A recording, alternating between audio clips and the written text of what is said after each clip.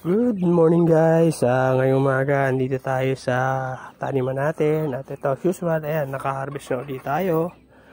Bago na uli yan, fresh na ano. At mamaya meron naman ulit tayong may ensalada. Isang kain na naman uli. So kung araw-araw meron kang ganyan, hindi na po masama. Bali, healthy food po siya. So update ko muna kayo rito sa mga ano natin. So ayan, dahil maganda yung ano, lagi nag-uulan dito kahit ano. Ayan po, nakikita nyo, ayan o. Ang dami niya na po bagong tubo ng mga maliliit. So eto po, ayan, mga bagong ano na yan, labas na yan doon sa ano ng ano nila. So ayan po, ayan, nakikita po ang mga maliliit po na buo ano po yan, mga bagong sibol. So ayan, pagka ano po, meron na tayong bagong tawag rito, maitatanim na mga edible pako na pagka ano po, para ibebenta po natin yan sa mga may gusto po na makapagparami. Ayan po, ang dami natin mga bagong suwi. Ayan, medyo papalakihin ko muna po yan. Ayan, bago po natin sila ilipat sa pag mga ganitong size na sila, yung halos isang dangkal na. Kaya maganda-ganda na po siyang ilipat niyan kasi mas stable na po yan. At saka pagka ano, konting panahon na lang yung aantayin nyo, mas mabilis yan lumaki. So antayin nyo lang po pagka na paglipat na natin yan, at saka na parami, pagka ano, mag-update naman ako para pagka ano, PM nyo lang ako sa gusto na umorder sa ating edible pako. So ayan, meron pa pala, hindi ko na ano, ayan, pandagdag tayo dito sa ating pako. Ayan, tapos ito, update natin yung ating mga, ayan, nag-uumpisa na mamulaklak yung aking papaya. Tapos ito na, malaki na rin po yung ano natin, nakikita nyo, ayan po yung isa sa pinakamahal na spices na pinaparami ko, yung vanilla orchids. So yung kung sa hindi pa ho ano nun, tandaan nyo po na nag-umpisa lang po yan sa 2 piraso lang po na cuttings. Pagkatapos so napahaba ko na po siya. Tapos ayan, pinutol-putol ko. Bali ayan, simula doon sa 2 ko, nakapag-produce po ako ng 2, 4, 6, 7 piraso ang naging tubo ko dun sa 2. So ngayon, ayan, medyo mahaba na po siya. Pagka ano, pwede na uli natin itong putulin. Bali, 1, 2, 3, 4. So kung ililipat ko na po uli yan ng panibago, ito pa pala, pwede na po putulin itong isa rito. Kasi meron na siyang sarili niya na ugat na pagsisimulan. So tutubo na naman po tayo ng 5 piraso dyan sa ano natin, vanilla orchids. So yan po, kasi bali base dun sa mga ano po sa YouTube, tsaka dun sa mga napagtanungan ko, yan po, bali para maano natin, makakuha tayo ng yun sa bunga, na ano, bunga po na papakinabangan natin. Yun po yung kasi mahal na ibinibenta yung bunga niyan. 3 years ka pa po bago maka-harvest. So sa ganun po, hindi muna natin ano, hindi ko muna yun ang plano ko. Ang inaano ko po ay maparami ko muna po yan. So pagka marami na po yan, ayun na muna po ang ibebenta ko. Kasi medyo mahal din po yung cuttings niya yung cuttings niya po na halos ano lang, ang bilang ko kasi ng 3 dahon, 3 leaves. Ang haba, bali kung tutuusin, kulang-kulang 1 dangkal ang haba. Nag-range po siya ng pinakamura nyo po mabibili. So, kung sa maramihan is nag-range po ng 200 to 250.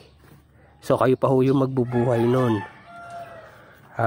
So ganun po. So katulad niyan, nung nag-umpisa ako, ilan na yung tinubo ko? Kung sa 5200 na lang, may 1.4 na akong tinubo. Mas makapag-produce pa uli ako ng 5. So tapos doon mag-aantay lang uli ako ng ilang buwan. Depende po kasi yan kung maganda po yung lupa nyo. Tsaka yan po kasi ano nila, sa lilim sila nakaano. Mostly po yan sa mga ilalim ng puno nila yung pinagagapang. Kasi hindi sila pwede sa lantad sa init. Naluluto po yung ano yan, dahon. So yan muna po yung update ko dyan. Pag ano po yan, pahabain ko pa po muna yan. Siguro pag ito lumagpas pa rito ng konti. Tapos itong mga ito ay na-reach na itong pinaka-balag na pinaglagyan ko. Kahit hanggang dito lang yung haba. So makakuha na ito yung tigagalawa po dyan. So mas madali ko na po yan mapaparami. So ayan muna po ang update natin dyan. Tapos ayan po, nakakita nyo na yung ating ampalaya. Ampalayan ligaw din po yan, pero mas yung tataba ng ano, palibasa kasi andito sila sa may ano ng manok. So yung dumi ng manok ay nakakapagpataba rin sa kanila. So ayan ang ano ko, yun na lang ang pinakakapal ko. So yung naandun sa may pader po na yun doon, mamaya ay tatanggalin ko na yan. At ang plano ko po dyan ay marami po tayong pampunla na ito po yung mga okra. Tsaka doon dami pa rin mga magulang. Pagka ano, ihahalera ko na po doon, dadiretsuhin na natin po yun na puro okra doon sa gilid. Ayan po ang gagawin natin. Tapos ayan, kita nyo naman yung mga mais natin. So baka bukas ko na tapusin tong paglilinis rito. Kasi yung tinabas ko na para ano. So ayan muna po yung plano ko na gagawin. Ayan, laki na po ng ating ube. So tsaka po sa mga gusto, ayan, meron po tayo rito bignay. Marami po tayong seedlings niyan. Nandun po sa kabila. Hindi ko pa lang po na mga transfer. So yun po. Tapos ito rin po, marami po tayong, kung gusto po ng seedlings ng guava apple, ayan po, marami po tayo. Malalaki na po yan. Halos ito, 3 dangkal na yan. Halos kalahating metro na po ang taas nitong dalawa. Ito naman mga maliliit, 1 dangkal na mahigit po yan. O 1 ruler mahigit ang haba. Kaya po yan ay mga buhay na po yan, stable na po. Pero kung gusto nyo po, ayan, katulad niya, ito meron may bunga. Ayan, meron pa po tayong available, 2 piraso po na guava apple. Ayan po, pagka ano, mag-message lang po kayo sa akin para po sa ano, usapan natin kung gusto nyo po yan. Pag ano po, ayan, kita nyo, sa ano lang po ng mineral water yan. Mga minarkot ko po yan na ano, bayabas. Kaya po yan, ano, namumuha na po talaga. So ayan po. Tapos ito, ayan na, medyo humahaba na yung ano ng ano natin, red cardinal. Tapos ito po yung mga patola natin. Ayan, nag-i-start na po silang gumapang. So 3 pala yung nabuhay dito. Bali dun lang sa kabila, 1 lang sa 3. So ang nabuhay pala bali 4, 2 buto ang hindi tumubo. So yung isang maliit dito, para ano po, ay ayun, inilipat natin. So ayan, medyo nakakahabol na siya. So ito, nagapang natin. Ayan, buhay naman na po yung ating pinaka-poste kung nakikita nyo. So paba-assist na natin yan para yun, yan ang magiging pundasyon ng poste. Kung sakali mga mabulok to, kumbaga meron na tayo nakapirmish na 4 na poste na malalaki, doon na lang tayo magagawa ng panibagong balag. So yun nga, itong ano na to, tatanggalin ko na po yan. Kung ano pamimigyan natin sa kapitbahay, bahala sila kung gusto nila magmunggo. Kasi ayan, meron po naman tayo marami ng mga talbos, mga ano sila, pwede natin po. So ayan na muna po yung update natin dito sa ating mga halaman. So maraming salamat po sa panonood.